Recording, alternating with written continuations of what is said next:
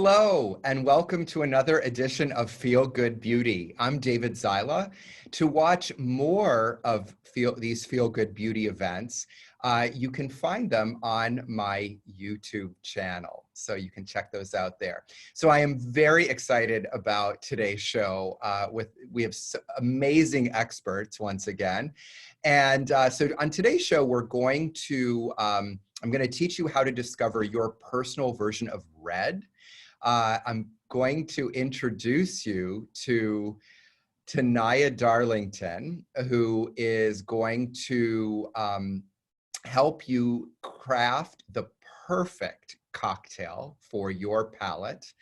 We're going to be creating the perfect flower arrangement with the Flower Chef author Carly Cylinder. And we are going to get better sleep going forward. And do you know why? Because we have Dr. Nicole Moshfegh with us, who is going to help us with that. So let me tell you first why I created Feel Good Beauty. And the reason is pretty simple. I've spent my career helping women feel like the best versions of themselves. And when it comes to feeling beautiful, I've discovered that it's not about chasing trends, transforming yourself into an ideal, or even shifting 1 inch out of your comfort zone. It's all about identifying and magnifying the unique individual and beautiful woman that you are. So it's about celebrating you. All right, so let's find out about red. Shall we go to the first slide? All right, so red, maybe because it is the color of what is in our veins, has been interwoven with human culture throughout history. 700,000 years ago, the first pigment used by human beings was red and was made by grinding hematite or iron ore to make red ochre, and most probably used as body paint as well as cave art. Some other versions of red along the way from now until then. The Romans used mercury ore, also known as cinnabar, to make vermilion, a color worn in bridal shawls. And Victoria's gladiators and army generals were also painted head to toe in red for celebration. 7,000 years ago in China, red was used in pottery as well as lacquerware, palace interiors, and bridal attire. The Mayans are thought to have painted their faces red during human and animal sacrifices. People in India have been crushing and boiling the rubia plant for centuries to dye cloth, while married Hindu women mark their foreheads with red. Catholic priests still wear red to denote the early martyrs. And Spanish bullfighters continue to wear and wave red capes in front of bulls, despite the fact the animals can't even see the color. So hearing all of this, it's the color of passion, love, seduction, violence, danger, anger, and adventure. If we could go to the next slide. So in fashion, the color red, which has so many connotations and connects to so much history, has warranted numerous quotes and connotations. So some of the quotes that you may have heard are, red is not the color of the woman who hides in a corner. It's the color of a woman who wants a new adventure every day. A red dress gives the confidence to walk out, the freedom to live, the power to conquer. Every woman has a bit of red in her personality, and nothing attracts attention like a red dress. And from the incredible Audrey Hepburn, there is a shade of red for every woman. And that is what we're here to discuss today. If we could go to the next slide. So we're going to talk today about finding your version of red. So remember I mentioned earlier some of the connotations of the color red. Well, you have a personal version of it with those very same connotations. So your version of red is also going to be the color of passion, love, and also your vitality. So you're going to start by looking at your hand. So if you, in good natural light, if you open up your hand, and what you're going to do is take your hand, and then you're going to pinch a fingertip. And you could say, oh, well, you know, my fingertips, you know,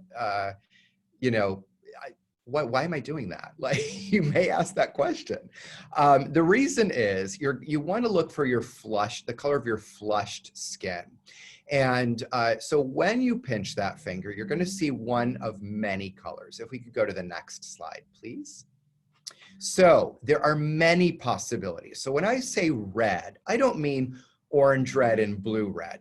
I mean any type of lipstick color. Any lipstick that you've ever seen, either on a face or at a lipstick counter, should be considered for this. You should look at warm colors, cool colors, as well as neutral colors.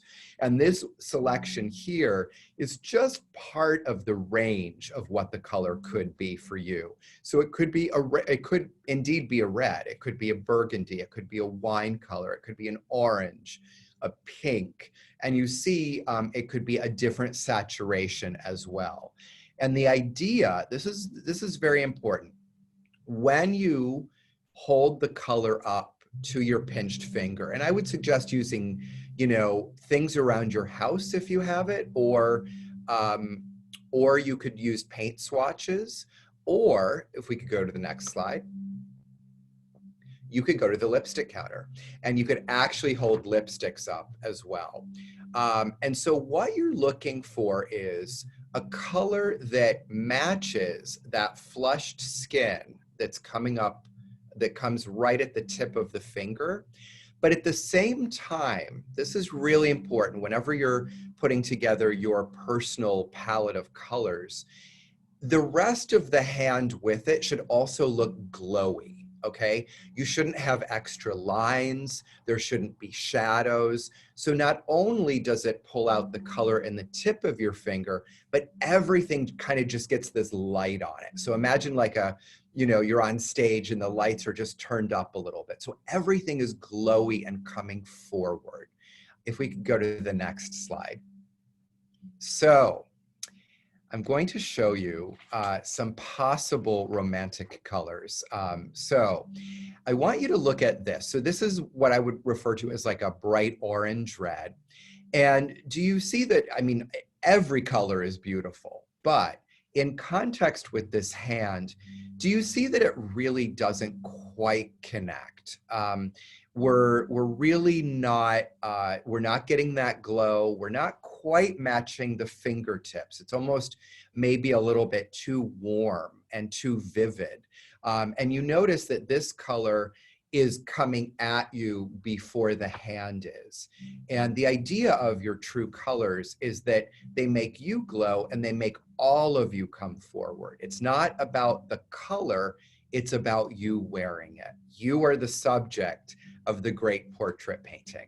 So you notice this one's, it's a little warm and a little bright. And we're definitely, remember I said earlier about, you know, seeing lines in the hand and shadows, and we're kind of paling her out in certain areas and we're shadowing her in others. So we're creating an imbalance there. If we could go to the next slide, please. All right, again, I said, let's try it a little cooler. This is too cold. Do you see how this just is completely alien? It almost looks like, it almost looks synthetic, like not organic enough next to the color of her hand. It's just really, really harsh. So if we could go to the next slide. All right, so let's again try warmer. Now, do you see that while this isn't bad, it's really not doing anything? We've got that little bit of warmth. We're not quite at that really, really bright saturation level. And it's a little bit tempered, slightly toasted, but actually a little too toasted. It's just kind of really not doing much. And an important thing too to remember when you're creating this color for yourself is that the color of the tip of your finger and your skin tone, you don't want to meld them. You actually want to pull them apart and use them as separate colors. So in another episode, I will teach you how to find your essence color or your skin tone. And, but I want them to be separate colors. And what this color represents is it's sort of bringing out her fingertips and it's sort of bringing out the skin. So as a result, it's a little bit muddy and it's really not working well for her. So let's go to the next slide. All right, tried it a little warmer. Again, same thing. We're sort of pulling out skin tones here and we're sort of pulling out the tip of the finger, the red, but not quite there. Let's go to the next slide. Again, same thing. It's, you could say, oh, well, it looks fine, and it does. It's just not wow, and we want wow, and just wait for it. We're gonna get to wow. Let's look at one more. All right, so what happens if we experiment with some deeper tones? Do you see how this is too heavy for her? All of a sudden, it's like this, this complete alien color next to her. It's just too hard. You know, her skin's like, it almost waters down the colors in her skin a little bit because it's like her skin color is like pedaling to get to the color and we'll never get there. Let's go to one more. All right, again, it's just too heavy. It's just too heavy for her. Let's go to the next slide. Okay, so let's look at some pinks. So this is not too heavy for her, but you see we're still just a little bit too cool. Again, it's really like it's like sitting on top of the skin. And again, another way to say what I said earlier is you want to illuminate the skin. You want the skin and the romantic color in the tip of the finger, which is your version of red, to really come forward. And this pink is just kind of sitting right on top there. So we're not quite there yet. So let's try one more slide. Okay, so let's warm it up a little bit. And what do you think of this? So I'm just going to ask that question. I'm not going to comment quite yet. And now let's look at one more. Do you see a difference there? So this is her romantic color. So do you see how, if we could just go back to the one previously? Okay, so while this is pretty, it's almost there. It's still just a little bit saturated. It's a little bit heavy. It almost has like it needs to be just softened a little bit. So let's go to that last slide again, please. All right, and when we soften it, do you see how everything comes forward? And do you notice, and if you want to scroll back to these, once our recording is up on YouTube, you can. Do you see how there are no shadows in her hand with this one? Everything is glowy. So this is also a really good example because a romantic color or your version of red could be a lighter tone. It doesn't have to be, you know, a bright red or a deep burgundy. It could be softer. And so I think this looks incredible and I can't wait to see her in an outfit in that color.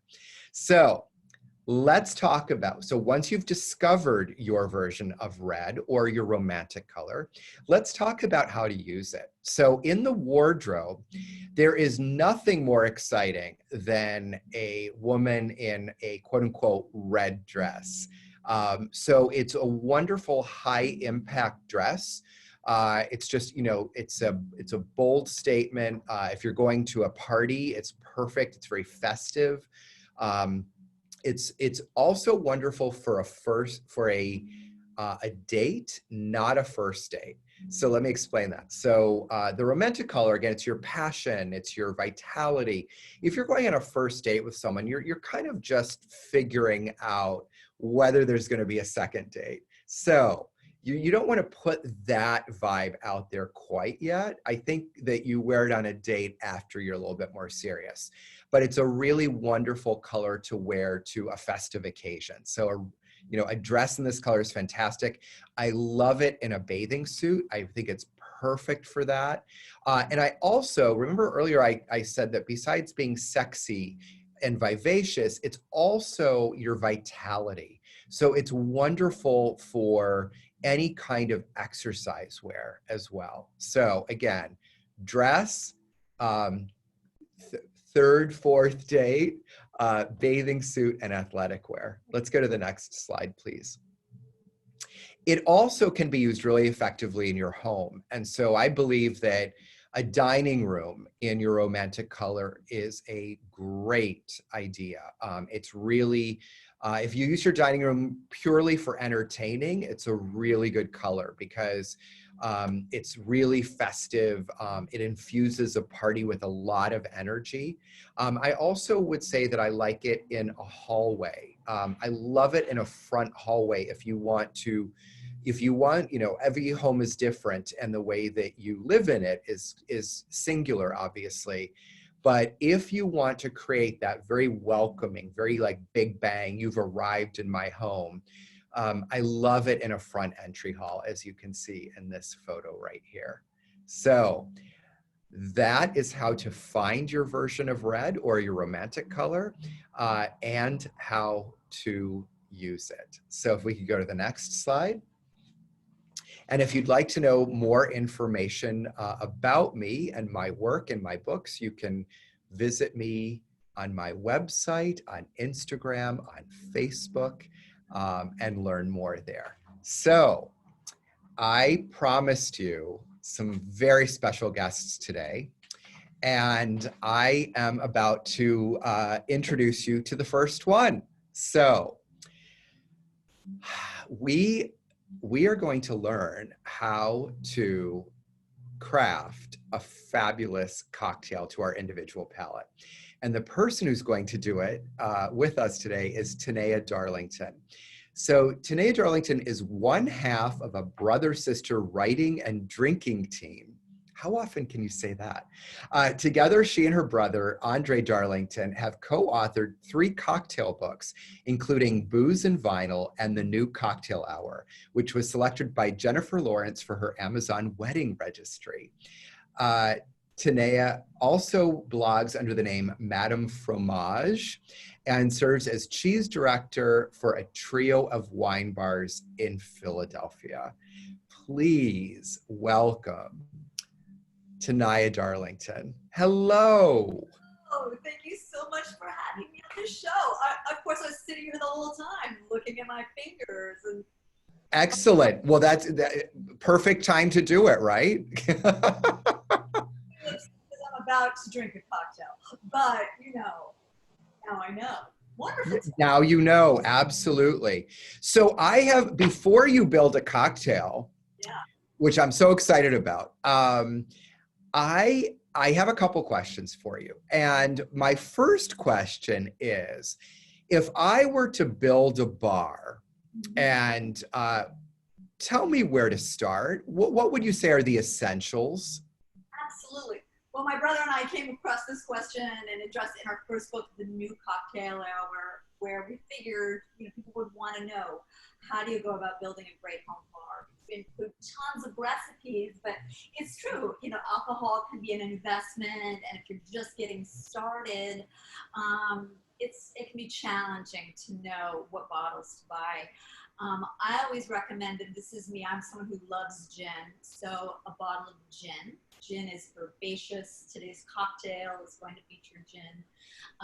Whiskey, of course, for your brown spirits. I think, now since you're so about color, I think of like gin is spring and summer, it's herbs, it's a garden. Then your dark spirits more for winter. So a nice bottle of whiskey or bourbon, if you like something a little sweeter, you could start right there. And then, because we're talking about red, another bottle I always think is great for a third bottle is a bottle of Campari or Cappelletti, which is another version of Campari. It's a bitter spirit, and it's bright, bright red, just like this Stevie Wonder album that I have here also tying into your theme of love. If you started there, you could begin to weave in a few extra bottles to form a French 75, a Manhattan, a Negroni, a Boulevardier, a lot of classic drinks. So that would be a good basic 3-bottle bar to start. And then you could jump into getting like a bottle of sparkling wine to make a French 75. You could get some sweet vermouth to make a Manhattan. It's such a little dry vermouth to make a martini. But those 3 bottles would be, I've got them on top of my piano bar right here. That is excellent advice. So if I'm going to experiment, so I have those 3 bottles and I'm going to experiment as a mixologist, are there some formulas and flavors that will always work? And then are there some that sadly, you know, don't try them, David, it's not going to taste very good? Well, I'll be honest, I love a simple cocktail, which is better than the sum of its parts. Like the cocktail I have for you today is 3 ingredients. And I love citrus, so I love it when one of those ingredients is citrus or fruit. And to me, I feel like that's a great place to start. If you can begin to master some terrific 3-ingredient drinks, then you can, you know, slowly roll your way forward into some of the more complicated tiki or craft cocktail drinks that you sometimes see in cocktail books, where if you are not getting everything perfectly balanced, you know, it's challenging. But for example, can I tell you about the spring feeling? Please do. I didn't know that you were going red because I would have chosen a red drink like the Clover Club, perhaps. But I pulled this out of our book, Booze and Vinyl, and it pairs with Stevie Wonder's Songs in the Key of Life, a very romantic album for the bedroom, and it's a double album. So this cocktail, in my mind, sort of embodies the beauty of Stevie's voice. It is made with gin as its base spirit. And then it has this, okay, this would be my bottle number 4 for you. A fabulous herbaceous French liqueur called chartreuse. David, you must know chartreuse because you love color. It's not only a color, it's also a monastery in France, the Grand Chartreuse. And this is a recipe from the 1600s that the monks were given, and it was supposed to be the elixir of long life. So no fake coloring. These are all herbs that grow around the monastery, and only 3 monks know the recipe for chartreuse at any one time. It's truly a magical beverage. You can definitely sip, just sip it over ice after dinner. It's a digestif, so it's great for digestion. You said feel good beauty, so I'm like, what is a drink that looks good, makes you feel good, and is simple to execute? So this drink is 2 ounces of gin, 1 ounce of chartreuse. I'm using yellow chartreuse today. It comes in yellow or green. And then simply fresh lemon juice. And you shake it over ice to emulsify the lemon juice, and you get this radiant drink. When I made it for my partner yesterday, he said, I don't even know what's in there. It's gorgeous, but I can't tell what I'm drinking because it's so good. It really becomes something magical. You might not know it was gin, chartreuse, and lemon. So this is just a drink that I would recommend to your guests. If you want to put something beautiful on the table, it takes 2 seconds to make, literally 3 ingredients. One of them is lemon. Look for a spring feeling. It truly makes you feel like you are drinking spring or summer. Glorious. It is beautiful to look at, and I'm sure it's delicious. Would you tell us what the, how many parts of what are in that? Absolutely. Would you like me to make one for you? Please do. Okay, I'm all prepped. I just have to grab my ice out of the Okay. So, you usually don't make cocktails seated, but this was the best way. So what I've done is I've taken I'm starting with 1 ounce of lemon juice, which is about half a lemon. And I simply use this lemon squeezer. One thing to know about a cocktail is you always use the least expensive ingredient first. That way, if you make a mistake, you are not throwing away delicious, delicious booze. And chartreuse is not an inexpensive bottle. If you buy a bottle of chartreuse, and I think it was about $60, you will have it for life. It is like buying a spice where you can, you know, have it for quite a long time. So I'm starting with, first I'm gonna put some ice. And usually I fill the cocktail shaker about 3/4 of the way full of ice. And one of the secrets of this drink is that it really needs a good long shake to get out enough ice melt to bring all the flavors together. A drink that is shaken too quickly and poured too quickly won't taste as balanced. So it's just one thing to know. So I filled this about 3/4 of the way full. I'm adding 1 ounce of lemon juice. My next ingredient will be 2 ounces of gin. So this is my base spirit. David, you spent time in Philadelphia. This is a local gin. Philadelphia Distilling is just down the street from my house. So 2 ounces of gin. This tastes like citrus and herbs. I know some people are nervous about gin drinks at first. If you're a vodka drinker, this is a great gateway cocktail to gin. I feel like if it's in summer and you're in your garden, you want to smell fresh herbs and lemon, gin just takes you right there. My last element is 1 ounce of chartreuse. So again, 1 ounce lemon, 2 ounces, I'm now up to 3, of gin, and then just 1 ounce of the chartreuse. You can see it's this just beautiful. Such a beautiful color. Yeah, and usually I make this with green chartreuse, which is more emeralds. But this is just a little sweeter and lighter. I think it's nice for this drink in summer. You can also use chartreuse in a very delicious classic cocktail called The Last Word. Or in a bijou cocktail, which is a beautiful jewel tone drink. Okay. So you want a 20 to 30 second shake. I might not go that long. Just so you know, you want to give it a nice good shake to really emulsify the lemon. And also, just so that you can get about 20% ice melt into a drink. A great drink is about 20% water. Something a lot of people don't know. That's a great tip. It is. Like if you get a Manhattan that is stirred too quickly, you know, often it just tastes really hot or like just pure alcohol. It's because it is. It's got the bit of ice melt that makes a beautiful drink. Same for martini. Okay. David, let me grab your glass. Now, one other trick is I always throw cocktail glasses in the door of the freezer. That way, when I serve my guests, it's shimmering. I have a glass all ready to go for you, and it's ice cold. You know, it's 90-some degrees. If I were to serve this to you on the patio, you would be so happy and refreshed. If you wanted, you could add a little peel of lemon, or I've seen people put a little bit of fresh herbs on the side, like a pat of basil. But it smells like a garden. It's so nice. So see, if we had rehearsed this ahead, I would have that glass here, and you would hand it off camera, and then I'd be like, oh, here we go. Yeah.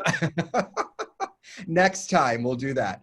That looks incredible, and thank you for those fabulous tips around it. So I am curious. So once we're up and entertaining again, which we hope to be, do you feel like if you have people over, is the idea to have like a house cocktail for that event, or do you put a lot of things out and let people do their own thing? Or what do you think is like the most gracious way to, you know, offer cocktails at your home? Absolutely. My brother and I talk about this all the time because our family was very into entertaining. And our parents always handed people a cocktail the moment they arrived, which we still do today. The moment someone steps in the door, I love this, but I go to my brother's house, the moment I walk through the door, here's the cocktail, it's ready, he knows I'm coming. Because there is something about being greeted with a fresh, cold drink that's just been made for you that makes you immediately relax. If there's like the awkward banter in the living room and, oh, take your coat into the bed, you know, that can all wait. I feel like a great host or hostess hands someone refreshing the moment they enter the room. And you know what? People never forget that, and they feel so taken care of. So I always say, Plan the drink ahead of time. Do something that is pretty simple to execute, like a 3-ingredient drink. Or batch something. It could be sangria. It could even just be like a glass of sparkling wine, and then maybe you make a cocktail later. But always give somebody something refreshing. And I like to have seasonal drink where I just always have, I always have the lemons on hand. I have this this bottle of chartreuse on the piano. The gin is on the piano. I have a lot of alcohol from doing 3 cocktail books. It's all in the basement, but I bring it up seasonally, sort of like you bring out your linens. And then I'm just using those few things from the bar. And I have, right now I'm making gin and tonics. I'm making a few coconut drinks. But mostly I'm making the spring feeling because it's, again, I always have lemons and I've got my 2 bottles. It's a quick ratio of 1:1, and I'm good to go. And people haven't had this before, whereas they've had a gin and tonic. So because I'm into craft cocktails, I always love to surprise people with something new.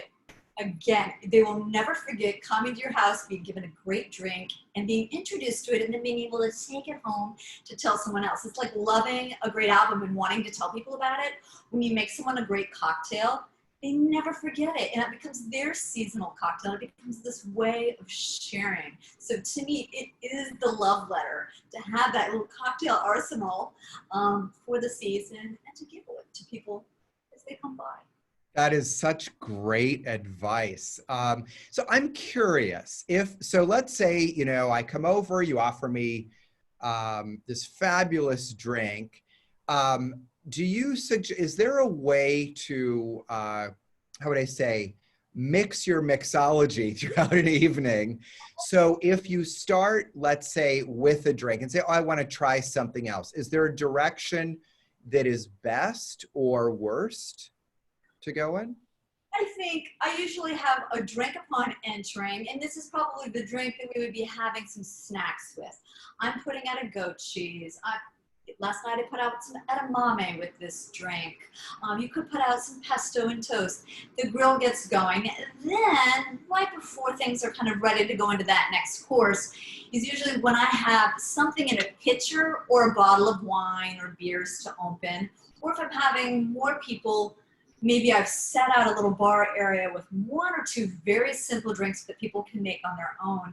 And I'm going maybe a little bit heavier. So I've started with this gin drink. Maybe now I'm going to move into a rum drink or something like that.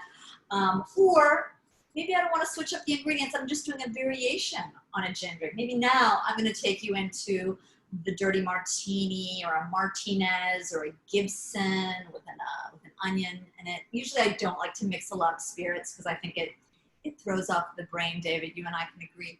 So I try to keep with the same base spirit. But then I'll also have some other beverages because some people, I myself, I'm 1 to 2 cocktails, then I'm probably good. Maybe I'm going to have a glass of wine. That's great advice. So stick with the same base. Very, very good. So dinner drink or just a bottle of something nice. And it could even be this, where I'm serving this with a little, just over a tumbler of ice with this peel of lemon. And just giving them a little stomach settler again. I feel like people remember the beginning of the night and the end of the night, hopefully. And they remember that special after dinner bottle that you got out, whether it's an Italian Amaro, whether it's a sweet liqueur, a little port in winter. In summer, I like something that's a little bit bright at the end of the evening. Curious, is there a vintage cocktail that you feel deserves a renaissance? Oh, that's such a great question. Yeah, there's a cocktail I love. It's called a Toronto. It's dark and bitter. I mention it because I love it with other bitter things like bitter greens or even blue cheeses. Not many people know about the Toronto. And it features Fernet Branca, which is a very heavy, dark digestif from Italy. Again, that's another one that I usually in the fall or winter, I will pull out a very dark, opulent drink like that. So that would be one that I would throw out there. Nice. Oh, wow. I've never heard of that. Whenever you are able to go to a bar again, ask for a Toronto. And challenge them a little bit.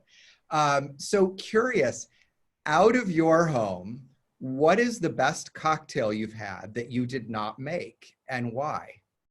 Oh my gosh. Okay. Well, actually, it was last night. We grilled some shrimp with our next door neighbors on the patio, and he decided to get fresh coconuts and make a drink out of that. He was feeling like a project. So he opened some coconuts and he combined it with tamarind juice. We were thinking tropics, pretending to be on vacation. So it's coconut, tamarind juice, which you buy in a bottle, lime, and rum, spiced rum. And that was fantastic. We were just in our glory. That was what he just came up with. He's also quite a good cocktailer because, you know, hey, we live together. Wow, we could learn so much from you, and your tips have been absolutely incredible. If we want to find out more about you, follow you, and look at your books, how do we do that?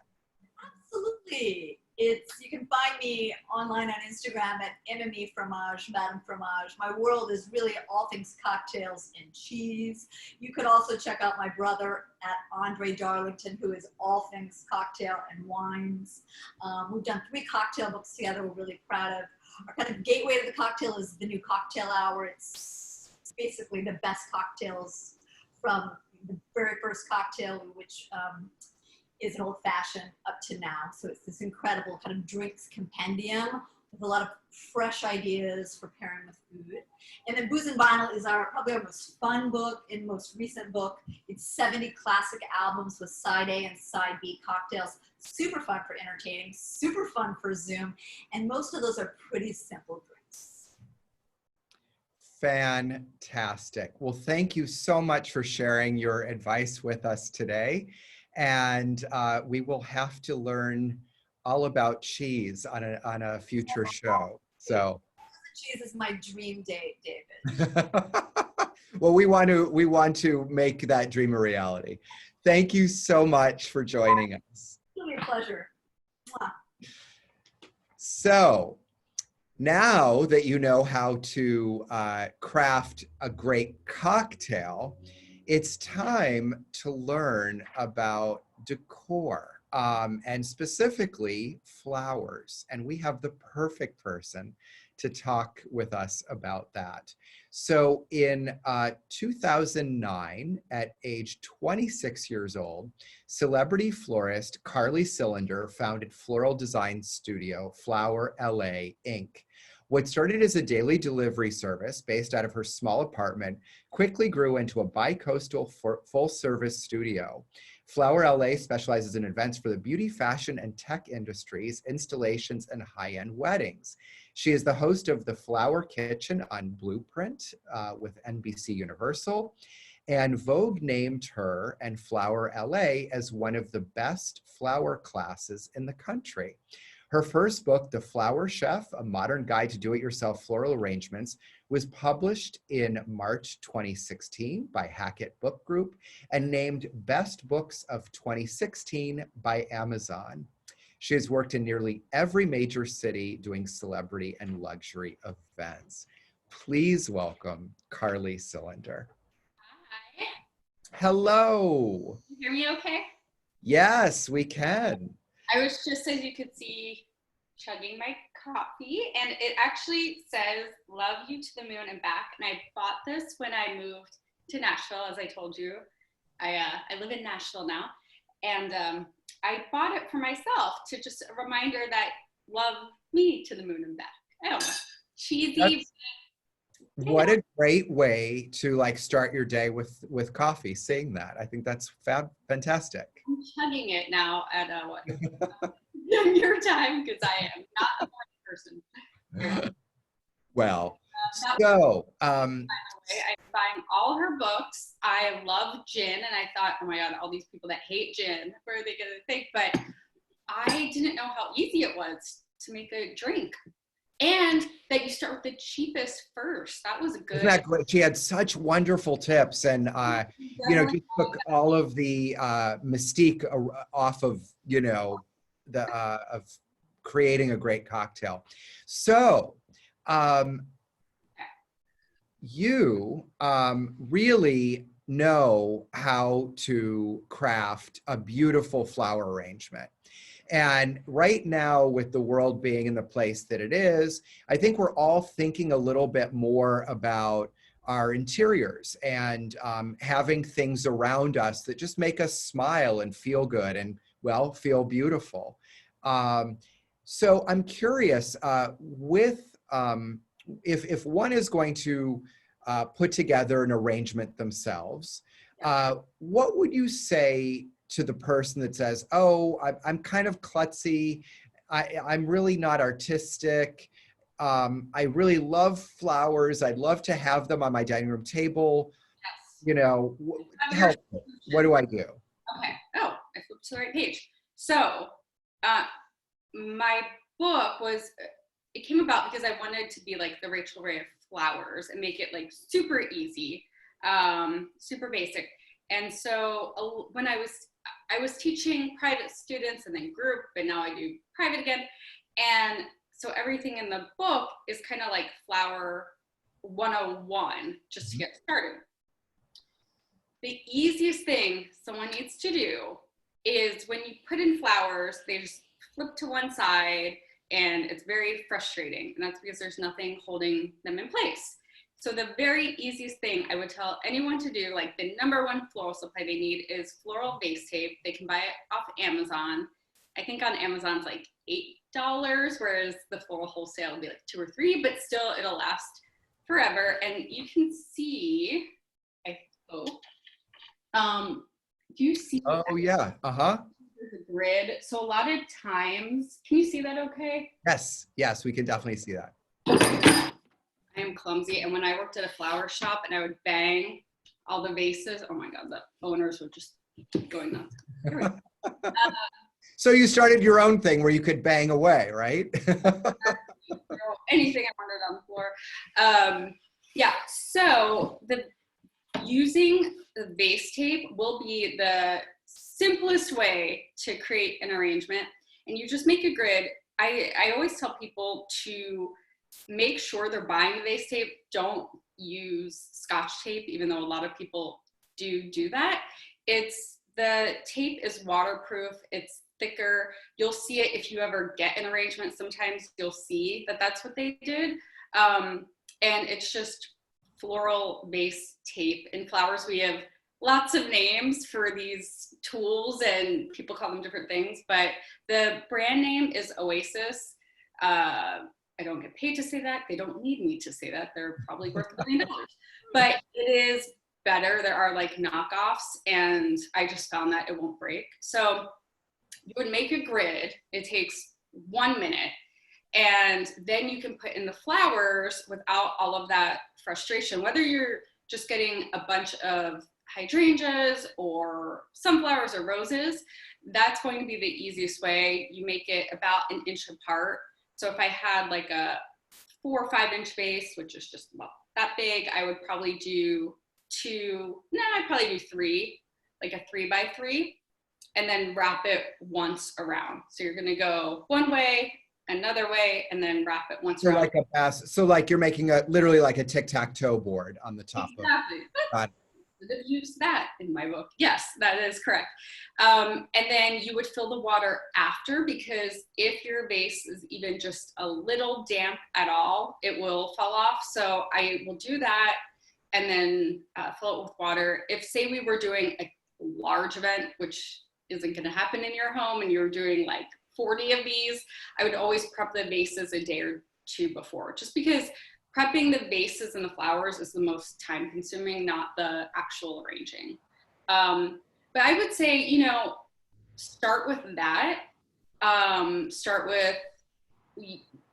don't really use like a go-to recipe, because a lot of my arrangements are super colorful and a lot of variations, but you could do like 2 main flowers and a filler, or like a roses, hydrangeas, and then maybe some greenery, something like that. Just to keep it simple, use your backyard flowers, your neighbors, whatever you have on hand. So I would definitely do that. Make sure you change the water. that would be the number one tip for longevity. But it's actually pretty simple. I would just say that's the way to go. Order on Amazon. You could use that and maybe some clippers. I mean, honestly, even if you had scissors, household scissors, that would not be great, but the tape is the way to go. So, great advice. So if we're creating a simple arrangement, you said 2 flowers and maybe a filler. How do I start? Let's say I have a round vase. I've created that tic-tac-toe grid on the top. And do I start with the center? And what do I do in terms of height? Okay, so it's really interesting because, again, when I was doing these group classes, especially I always taught at Brooklyn Brainery, where we just let students make whatever they wanted using the same flowers. And that's what I do for all my classes. I don't make them replicate mine.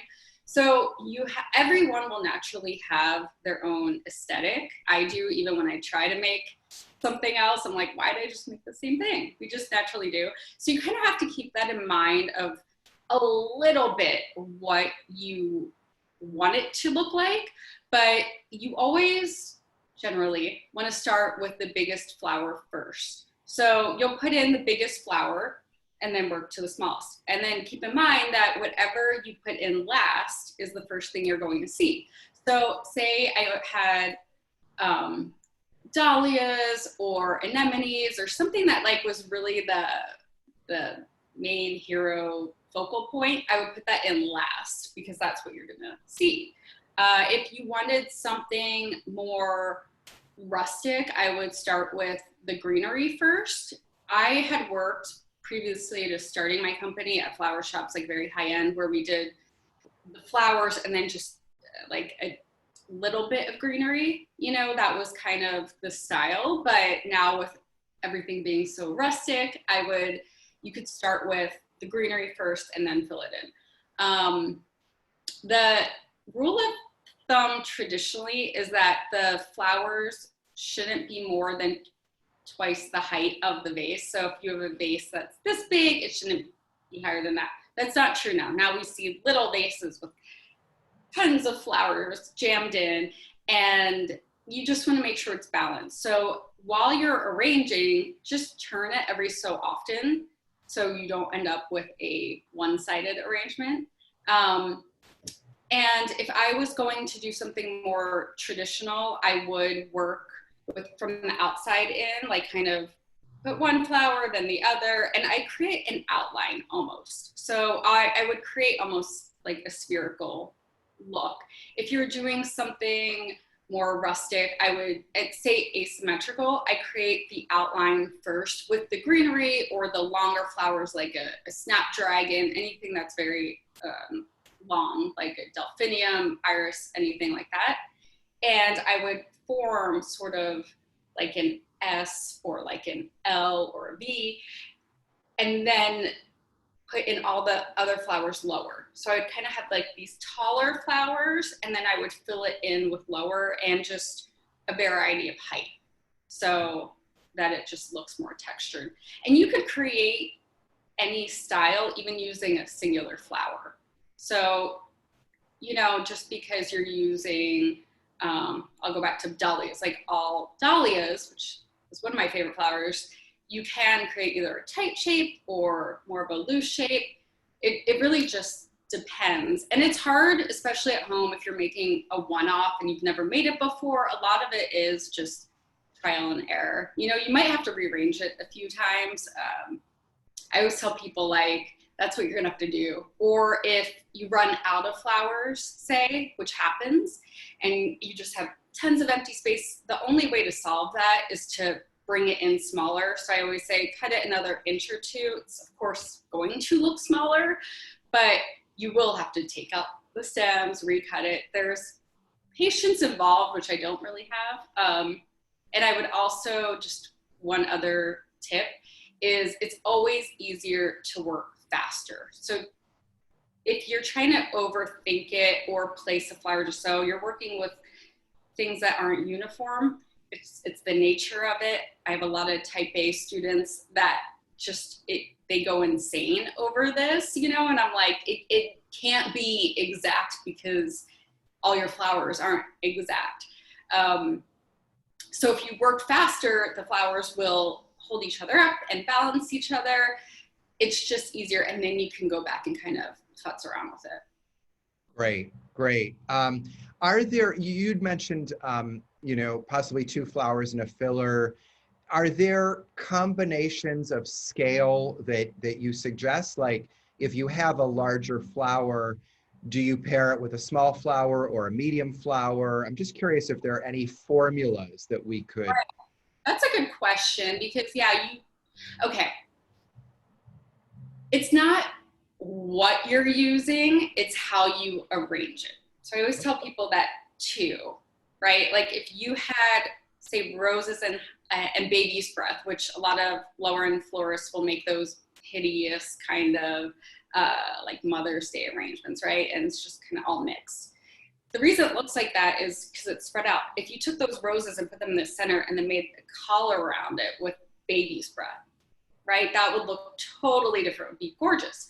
So I don't really have that exact formula. If I was using, we'll just go with hydrangeas because they are very common, and a small flower like a ranunculus, let's just say that.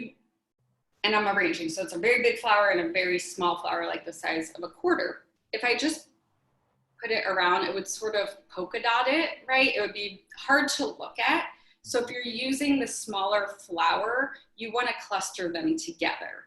So I would do like 3 or 5 in one area. And like all design, you want to stick with odd numbers. That's just generally aesthetically more pleasing. So I would just do like 5 here, you know, 2 or 3 here. You want those like maybe 3 little clusters. Excellent, excellent. So 3 or 5.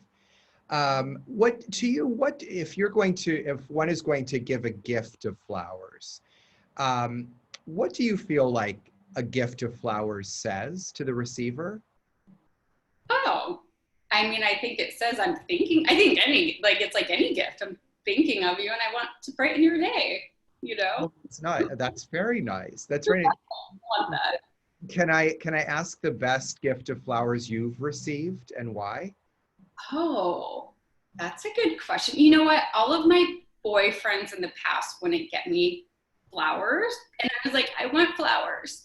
Because they were intimidated because you're, you know, a master of flowers. And I had my, like a long-term relationship. He would go to like Whole Foods and then just put the whole bunch on the table. And I'm like, no, I don't want to work. Like at least try to arrange it. You know what? I remember when I was like 19 or 20, I think I got this like huge bouquet and that was so lovely. But I have another good ex-boyfriend story. These are all ex-boyfriends. We broke up and I don't do daily orders anymore. Like I used to just have a little service, but I did. And we broke up and he ordered flowers from me to me. But I was like, you just basically gave me $80. Like I'm not, you know, like I'm not, it was pretty stupid, honestly, but I was like, okay, thanks for the money. Yeah, I don't know. I don't get flowers all that often, but I'm just happy if someone gives me anything, you know. That's sweet. It is intimidating, but that's very sweet. If our audience has any questions for Carly, please type them in. In terms of using flowers in the home, if, you know, when we get back to it and we have people over for dinner, are there any suggestions you have on what we put on a dining table? Oh, well, the easiest for most people would just be to do a bunch of small vases down the entire table because we all have leftover random vases. I would not tell someone to make, if I was doing this for a job, I would probably do like long and low arrangements, you know, about 12 or 18 inches, but I'm not even going to do that. So a mix of bud vases, any sort of mix and match going down the table. Now, something to keep in mind, I'm just looking at this. I only keep greenery in my house, honestly, which is kind of funny, but it's true. So this is a tiny vase. It's like 3 inches. And something to keep in mind is you can extend out really far. So you could probably even extend out like that much, which maybe would be 5 inches on each side. So that's 13 inches total in length. It's always better to start with a smaller vase because when you add in everything, it just looks so much like more lush. It looks way better. I only discovered that a few years ago. I used to start with big things. So small vases, wildly loose, going down a table, making it look like a runner, whatever candles you have. I prefer to always work with a solid base because you don't have to be so neat with everything, but most of us do have clear bases. So, you know, I do have a little selection in my home of just leftover random like gold bases, and that is by far easier. But yeah, a bunch down the table. Lovely, lovely. Or one more. You can go outside or whatever, get greenery, make like a garland, and just, that would also be super easy. If you're just using it for one night, you don't really have to worry about things being in water. So I would just create a greenery garland, find whatever flowers and tuck them in. They don't really need to be in water. Roses can last, oh my God, I've had them out of water for like 2 days, which I wouldn't recommend, but they will last a while out of water. So you could just pop those in. It's on your table, so you don't really have to worry about the mechanics of tying it all. Pretty, beautiful, beautiful ideas. So there are a couple of questions. 2 of them are related. Any flowers you would avoid and why? And is there a total no with arranging flowers? Okay, so the first one, I'm going to go back to hydrangeas because they're the most sensitive to heat. I will say that a trick that a lot of people don't know is that hydrangeas drink through their petals. So you need to submerge them in water. I run them under my faucet at home before I arrange. That will definitely help. But outside, if it's hot, they're going to wilt. They're super sensitive to heat. We use this preservative spray called Crowning Glory that I spray on everything. And my team always laughs because I spray copious amounts, especially for an event. But honestly, outside, if someone's like having a wedding or a dinner party or anything and it's super hot and you're putting hydrangeas and you soak them underwater and put the spray, it doesn't matter. They will wilt, you know? So that's the main one. And then the second question was, what was it? Absolute no? Any flowers you would avoid, and if so, what is a total no with arranging flowers? Okay. A total no, which makes me, I have so many. But I would say for the design aspect, you never want to put a flower straight up and down. So they should always be slightly angled. So if I'm using a vase, I put them in at a slight angle. If you put them just straight, especially in the center, that's all your eye is going to look at, and it's very distracting. It does not look good. The only time I would say that's okay is if you, and this style really isn't super popular anymore, but like a pave, like a dome where the center would be straight up and down, and then it kind of, you know, curves around, or rows, like if you're actually doing rows of something. Other than that, always angle the flowers in. And then absolutely no greenery below the water line. I'll use my little greenery over here. So actually I would generally not put any greenery on the stems below the top of the vase. I just want to see the stem. That is like a huge pet peeve. If I send someone flowers and they send me a photo and I see the greenery in the vase, I'm like, what are these jokers doing? It looks super sloppy. It creates a ton of bacteria. It'll start to break up. It's gross. So do not do that. If, say again, going back to my team, if I'm looking at everything people made and I see that, I have one designer that would always just stick it in the center, and I'm like, don't do that! You know, so that's my main Absolutely. That's all really good advice to avoid. And one other question that came in is, do you have any recommendation in terms of flowers for people that may be allergic? Are there any flowers that are, quote unquote, safe? The like fragrance, I would assume. Yeah. I would go with tropicals like orchids, ginger, probably that. There's no scent in those. They're super long lasting. They'll last 2 to 3 weeks also. So that's nice. They're more expensive, but they're long lasting. So I would say tropical flowers are a safe bet. Great, great.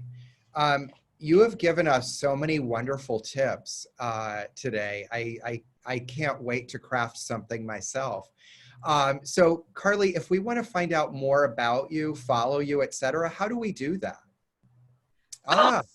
Well, there you go. Let's see if everything. How we do it. And I will share with the audience that that Carly's Instagram is quite stunning. So definitely check that out.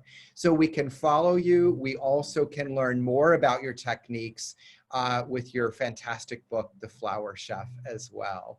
So Carly, thank you so much for being part of today and giving us so much to think about and kind of demystifying flower arranging for us. So thank you so much. That went so fast. I could talk to you for hours. I know, and we'll have to do it again. Do again. Take care. Thank you very much. So we now are going to learn how to sleep a little bit better, and we have the absolute perfect person to work with us on that. So Dr. Nicole Moshfegh is a licensed clinical and health service psychologist, author, and an adjunct professor at Pepperdine University. She maintains a private practice in Los Angeles, California, where she specializes in comprehensive psychodiagnostic assessments and trauma-related disorders in diverse populations. She additionally leads research on physician well-being, collaborates on insomnia research, and provides teaching and supervision to doctoral level psychology trainees at the David Geffen School of Medicine at UCLA. She completed her clinical internship and postdoctoral fellowships at the UCLA Semel Institute for Neuroscience and Human Behavior, received her doctoral and master's degrees from Pepperdine University in clinical psychology, and her bachelor's degree from UC Irvine in psychology and social behavior. Dr. Moshfegh has published and presented at conferences in the areas of insomnia, well-being, resilience, multicultural competence, and mindfulness-based interventions. She regularly appears as an expert psychologist in the media and is the author of The Book of Sleep, detailing evidence-based treatments for insomnia disorder. Please welcome Dr. Nicole Moshfegh. Thank you, David. I'm excited to be here, and I'm excited to give everyone some tips to hopefully get some better sleep. Oh, with everything going on in the world, I think we really need your expert advice. So before you talk a little bit about how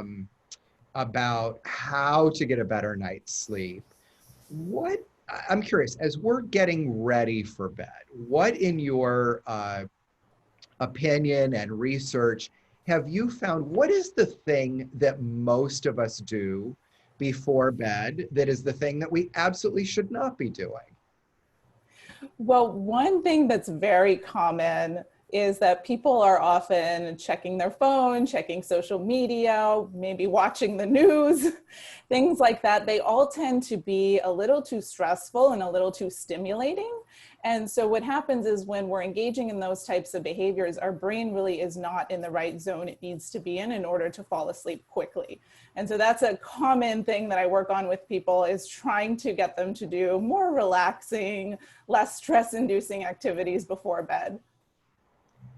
So so I'm curious, as we're winding down our evening, how do we start the process of preparing ourselves for sleep? Great question. So one thing that's helpful is to initially start to dim the lights a little bit further, because our circadian rhythm, our biological clock, which I'll talk about, really works on light. And so when we have too much light, especially in the evening right before bedtime, it suppresses and delays the production of melatonin in our body, which is that sleepy hormone that signals us that it's time for sleep.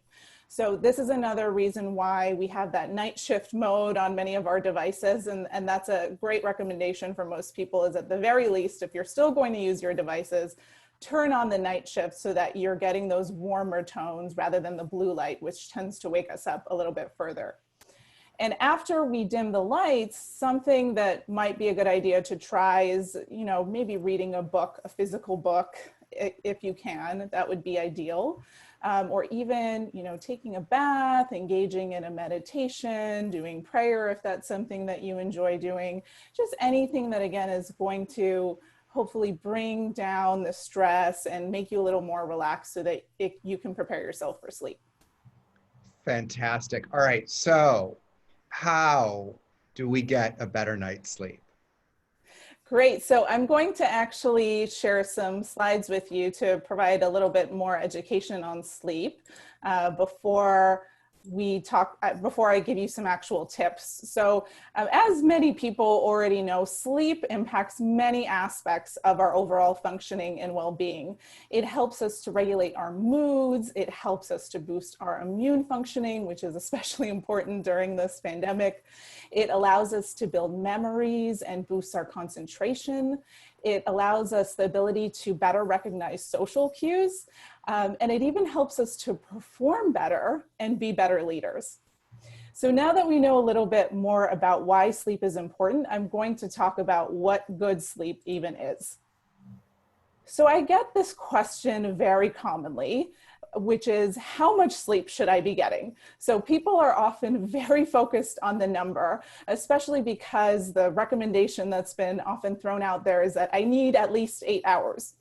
Well, I want to debunk that myth and let everyone know that actually people are different in terms of their sleep needs. So sleep needs actually vary vastly between person to person. Somebody could get away with just sleeping as little as 6 hours, and someone may need up to 9 or even 10 hours of sleep. So it really depends on the individual person. But what's even more important than the quantity is actually the quality of your sleep. So again, how much is less important than how well. And when I say how well, I mean falling asleep relatively quickly, so generally within about 10 to 30 minutes. So it is normal to have a little bit of a delay, but anything more than 30 minutes is what we would consider maybe a little bit too long. Also staying asleep. So again, it's also normal to wake up a few times throughout the night, but we don't want it to be for very prolonged periods. So if you're waking up and you can't fall back asleep within about 10 to 15 minutes, that really disrupts our sleep and doesn't allow us to get that restorative sleep that we need to feel well rested in the morning. We also would want to wake up at a desired time. And lastly, just, getting the sleep that we need to be able to do what we need to and want to do during the day. And we feel subjectively satisfied with our sleep. So all of this just points to the importance of having solid sleep. So I'm going to tell you a little bit more about what solid sleep is. So we operationalize solid sleep as having 85% or more of the time that you are in bed as asleep. So again, we don't need it to be 90 or even 100%, because like I said, it's normal to have a few awakenings for a couple of minutes here and there. But when it's less than 85%, that's not what we would consider solid.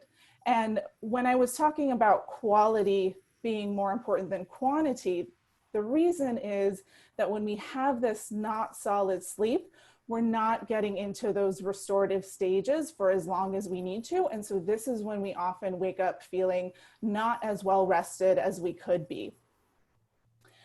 So I want you to also consider an analogy of thinking about sleep as a frozen pond. So would it be better in your mind if you're going to go ice skating on a pond to go on a larger pond with some cracks in it, or would you want a smaller pond that maybe doesn't have as many cracks, right? Because when there's those cracks, we're probably going to fall through. So the same happens with our sleep. And I really just want to emphasize that solid sleep is healthy sleep. If that's going to be your one takeaway from today, remind yourself of that.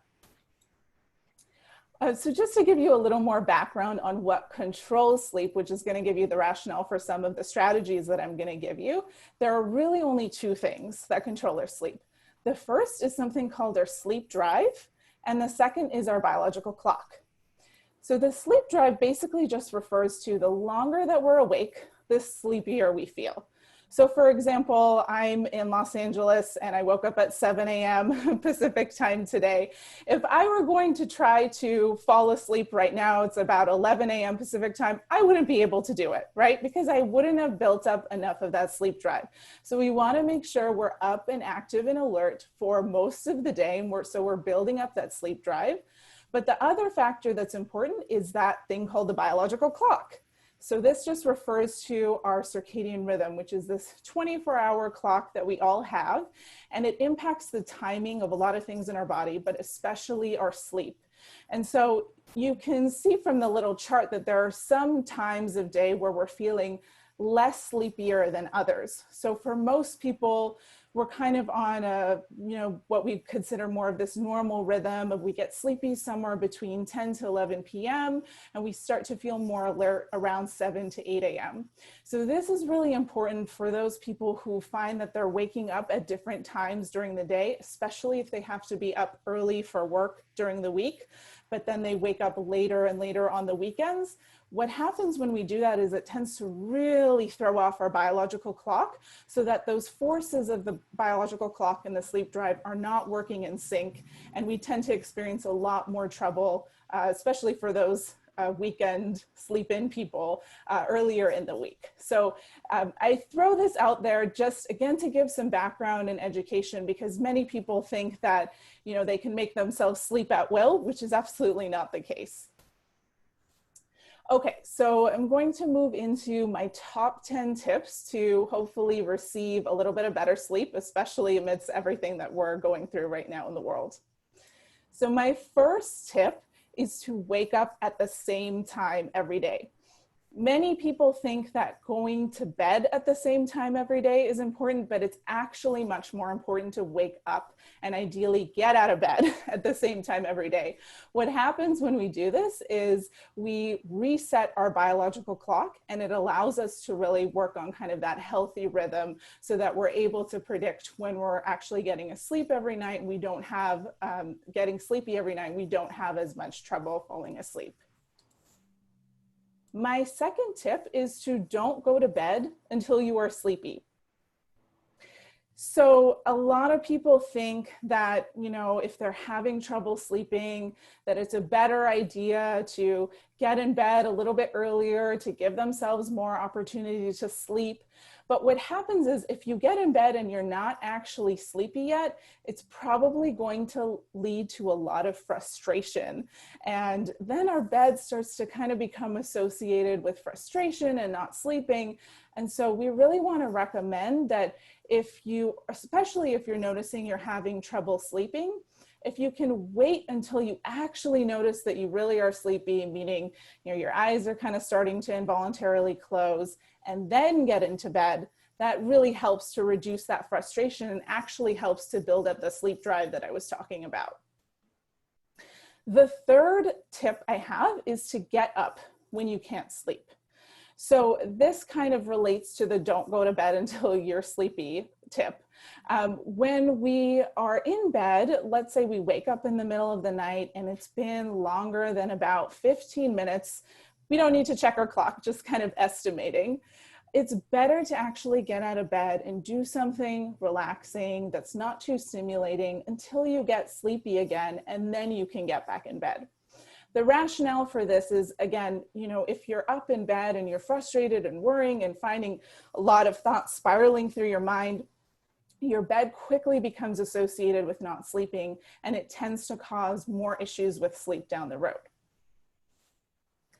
Number 4 is something that David already mentioned in the beginning, was to schedule quiet time before bed.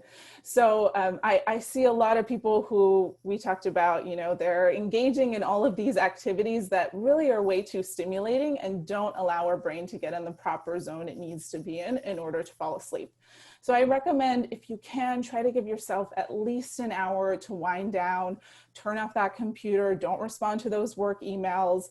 You know, we often are really good about, parents are good about reminding their kids of having that kind of bedtime routine, but as adults, that doesn't disappear. We need to be able to do that for ourselves in adulthood as well. Number 5 is about exercise. So exercise and sleep go hand in hand. So the more we exercise, the better our sleep quality is, and the better sleep we get, the better our workouts will be. So exercise is really one of those things that builds up that sleep drive, and it's become increasingly difficult with how many of us are working from home now. We're not getting as much of the exercise that we need. So if you can even get outside, ideally for 10 to 15 minutes, do a little bit of a walk or a jog, that really will help build your sleep drive and improve your sleep quality. Number 6, only use your bed for sleeping. I can't tell you how many times I've heard people say that they're eating in bed, they're having stressful conversations with their spouses in bed, they're watching, again, TV or news in bed. All of these things, as you may guess, happen to over time associate our bed with not sleeping. And this is what, again, contributes to sleep problems down the road. So if you can try to engage in those activities that you like to do in bed somewhere else that's more comfortable, this will help set up your bed to be associated with sleep and sleep only. Sex would be the only exception to this rule. Number 7, this is kind of pretty intuitive for most people, but staying away from caffeine, nicotine, and even alcohol, ideally 4 to 6 hours before bed. The alcohol piece might be challenging for some people. I'm not saying that, you know, you have to do this every single night, but ideally most nights, if you can limit the intake of these substances before bed, that's really going to help with your sleep. Particularly caffeine, it blocks the adenosine receptors in our body. And so it makes us, you know, prevents us from being able to get into that solid sleep that we were talking about. And so usually after lunchtime is when we recommend, please, you know, refrain from consuming any caffeine. Okay, number 8. Pay attention to food and beverage intake and timing. So we don't want to go to bed too hungry, and we also don't want to go to bed too full. So generally, if you can try to not have your last meal 2 to 3 hours before bedtime, and try to not have it be, you know, heavy, spicy, fatty type of acidic foods in the few hours before bedtime, that can really help with our sleep. But we also want to make sure we're not super hungry before bed, as that can cause us to wake up in the middle of the night as well. The same thing goes with beverage intake. So particularly with water, we want to make sure we're hydrating throughout the day. But then the 2 to 3 hours before bedtime, we really want to try to limit our water intake so that we don't have to wake up frequently throughout the night to urinate. Number 9, make sure your bed and your bedroom are quiet and comfortable. Most people have this one covered, especially with trying to keep it as dark as possible, again, with the light factor. So if there's too much light coming from the window or from somewhere else, it's really going to alert us too much and disrupt our sleep. We also want to try to have it be as quiet as possible, and also on the cooler side for our bedroom temperature. So somewhere in the mid 60-degree range Fahrenheit is what we recommend, because our core body temperature drops as we're preparing for sleep. And so if it gets too hot in the middle of the night, that can also wake us up. And now my last tip is to use sunlight to set your biological clock. So like I've already been talking about, our circadian rhythm really works off of light.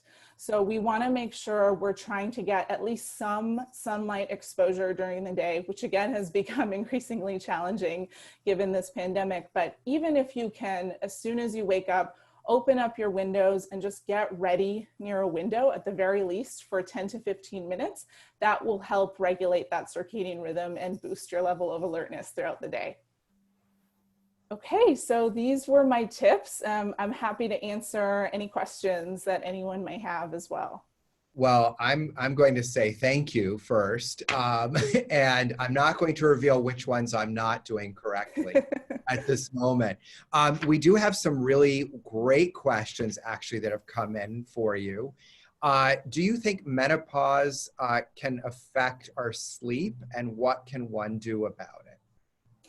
That's a really great question. So it can impact our sleep. So the hormonal changes that occur can really affect our ability to fall asleep and stay asleep and get that solid sleep that we need, particularly if you're actively going through hot flashes. That can really disrupt your sleep. And so that piece about keeping your bedroom temperature on the cooler side is really important in that case. So if you can keep it in that mid 60-degree range, that should help.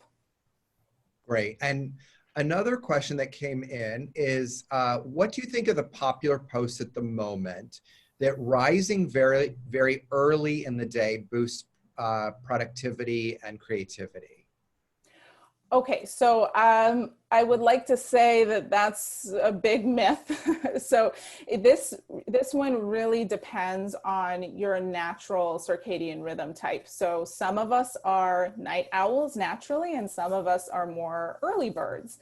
And we really actually want to work with our natural biology if possible. That's going to work best. So for people who are night owls trying to function in an early birds world, they often experience a lot of troubles in this way. But I want to normalize it for those night owls that actually, we have studies that in fact up to 30% of us are night owls. And so this is totally normal. And if you can adjust your schedule so that it matches up with when you actually feel most alert during the day, that will be most beneficial for you. But you know, if it's causing you some problems, there are treatments that can help with that to help set your clock a little bit earlier. Great. How does one sleep with a partner?